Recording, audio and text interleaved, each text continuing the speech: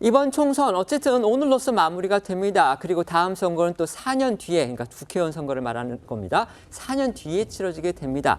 이번 총선을 한번 뒤돌아보면서 과연 어떤 숙제와 과제를 우리 정치권이 국민들한테 남겼는지 또 대한민국이 남겼는지 이 부분 네 분 패널 모두에게 의견 들어보도록 하겠습니다. 먼저 말씀해 주시죠. 이번 총선뿐만 아니라 가장 근본적인 문제는 공천제도입니다. 그러니까는 공천권이 국민에게 있는 것이 아니라 당 권력에게 있다 보니까는 비명 행사 같은 정말 웃지 못할 참사가 일어나는데 앞으로도 이런 공천제도가 존속되는 한 이러한 그 유사 비명 행사는 계속해서 일어날 수밖에 없다라는 생각이 들고요.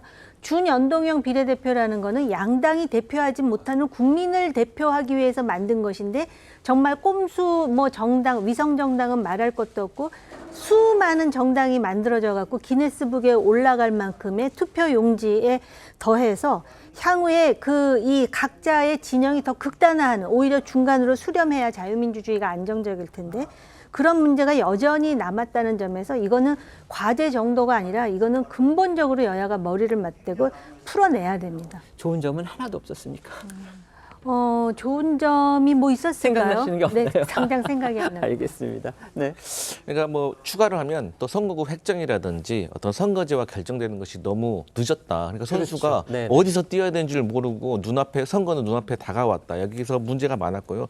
추가적으로 이번 선거를 통해서 두 가지 업종에서 문제가 많이 드러났습니다. 첫 번째는 유튜버, 두 번째는 변호사입니다. 그래서 이 외에도 앞으로도 어떤 다른 다양한 직종에서 문제점이 나타날 건데 그것을 해결하기 위해서는 아무래도 공천을 선거보다 훨씬 최소 한 달, 두 달 전에 확정을 해서 선거 후보자를 등록하기 전에 이런 것이 추후에 발견이 되면 공천을 취소할 수 있는 안정적인 제도를 마련해야 되지 않을까 그런 생각해 봅니다. 지금 여기도 변호사님이 두 분이나 계신데 이제 변호사분들에 대해서 얘기를 해주는데 어떤 특정 직역에 대해서 이제 집중적으로 얘기를 하신 건 아니시고요. 지금 후보 검증 과정에서 후보를 공천하고 난 다음에 일부 변호사 출신 후보분들에 대해서 문제점이 드러난 그 부분에 대해서 아쉬움을 표시한 거지 변호사분들 전체에 대해서 저희가 비난하는 거 아니니까 이 부분은 저희가 정확하게 말씀을 드리겠습니다. 자, 말씀해 주십시오. 이번 총선에 참 아쉬운 부분들이 많이 있죠. 일단은 그 증오와 대결의 정치에 부추겨 있는 막말들, 그리고 정책 대결이 대단히 많이 부족했던 점, 또 공천제도의 문제점이라든가 또 신인에게 현저히 불리한 선거제도 이런 것들은 계속 고질적으로 반복이 되고 있는 부분들입니다. 그런데 이런 것들은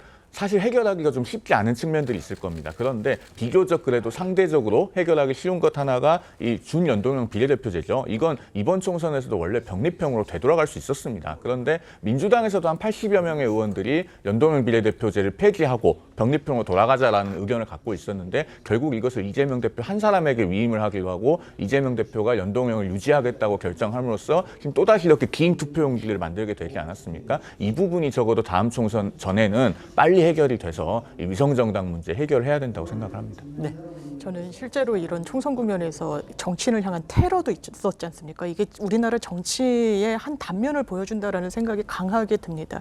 강성 지지층들이 정치를 소비하는 방식, 짚어주셨지만 유튜브, SNS 듣고 싶은 것만 들으면서 굉장히 정치 효능감을 이야기를 하면서 굉장히 강한 목소리를 내고 있습니다. 그러면서 이런 부분에 대해서 어떤 개선안과 대안을 모색하기보다는 거기에 또 기대는 정치인들의 모습들이 지금과 같은 정말 이 양극화라는 게 경제 양극화도 있지만 정치 양극화도 있지 않겠습니까? 이런 부분을 이번 총선 과정이 그대로 좀 노정한 측면은 우리 정치사에서 좀 바로잡고 가야 되겠다는 생각이 듭니다. 알겠습니다. 지금 네 분 패널들께서 지적해 주신 문제점들 여야 지도부가 잘 들어서 다음 총선까지는 좀 개선할 수 있었으면 좋겠습니다.